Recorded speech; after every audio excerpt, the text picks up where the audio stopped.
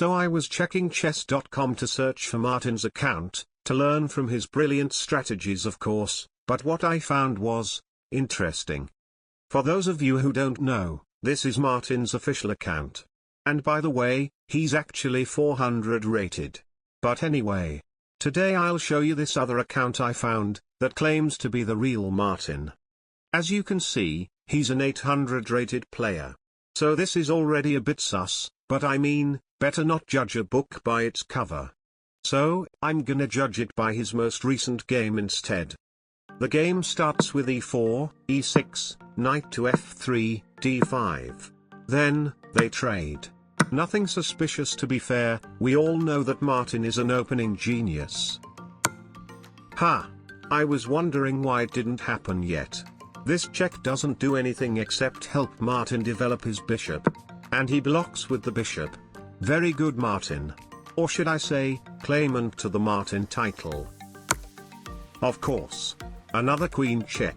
I'm starting to think that White believes he's playing the real Martin. Martin plays c6, and the queen goes back. Okay. We're getting close to the next phase of the game, so I assume it's time for some action. Wow. I can't really explain why, but this looks like a move Martin would 100% play in this position.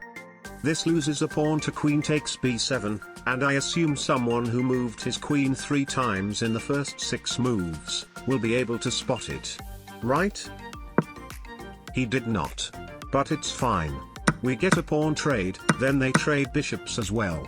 He attacks the queen with the pawn, and it goes back for the second time, then he goes knight to a6, which is a typical Martin move, trying to go knight to c5 to attack the queen again. This Martin version is a bit too aggressive. Well, not as aggressive as his opponent. The opponent goes knight to g5, threatening the f7 square, but most importantly, giving up a free knight. And just like that, the chances of this being Martin's account have decreased by 50%.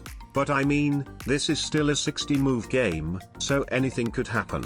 White castles his king to safety, and Martin continues his plan of attacking the white queen. So, he keeps attacking with the knight, but this time, he loses the knight in the process. You have to ask yourself, where is the piece I'm attacking gonna go? In this position, it's going to c6 to pick up the knight with a fork. Or to pick up the rook first before picking up the knight. I can't say I saw this one coming. No idea what happened all of a sudden, but now this is starting to feel like a typical Martin game. White probably thinks there is some way to win another piece, but there isn't. So, he sacrifices the rook for the knight, then trades queens. That was completely unnecessary, but he still has a significant advantage in the endgame, so it should be an easy W. Right? Dude. Why always h4? It does help give the king some extra protection from back rank problems, but Martin takes the free pawn. Then, we have d3, then Martin, finally, castles his king. Would have been helpful a bit earlier Martin. White attacks a pawn, and Martin doesn't defend, then he attacks another pawn, and Martin doesn't defend. Dude. I know that attacking is the best way to defend, but you don't really have an attack. Well, I guess you do now. Now you can give a rook check on e1, then a bishop check on e5 with a fork. These guys really chose to play a 10-minute game, just to spend 3 seconds each move.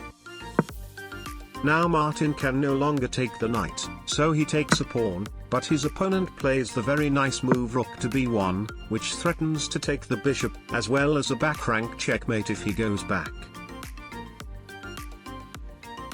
Okay, so he only has a rook and a few pawns, but if he's actually the true Martin, I assume he should be able to somehow get a stalemate after a few moves.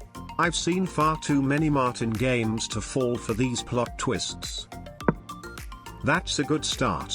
Now surely you see the free bishop on the same file as your rook. Right?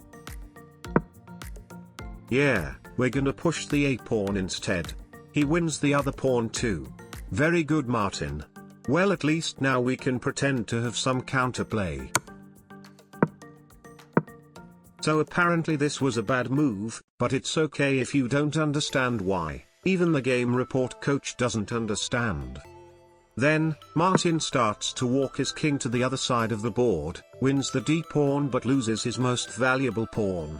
And now we've reached the critical moment of this game.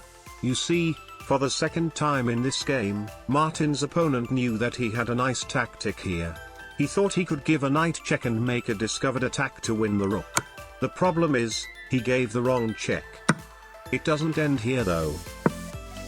Yeah, he pre-moved the rook capture. This has to be one of the most insane throws I've ever seen. And I saw the Olympics. Let's just hope that Martin doesn't throw it back. He starts by putting his pawns in the opposite color complex to protect them from the bishop for the rest of the game, then he attacks the bishop. This is actually a mistake because it allows the white king to win one of his pawns, which would make it a lot harder to convert the position. But fortunately, his opponent missed it. Then after a lot of shuffling, Martin finds a brilliant exchange in order to get a winning king and pawn endgame.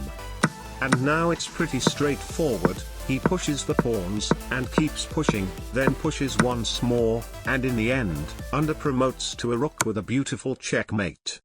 Well, I was doubting at the start, but now I can say that after seeing this endgame technique, there's absolutely no way this guy is a true Martin, but for this under-promotion, I say we give him the honorary Martin title. The other reason, he also had a very nice accuracy.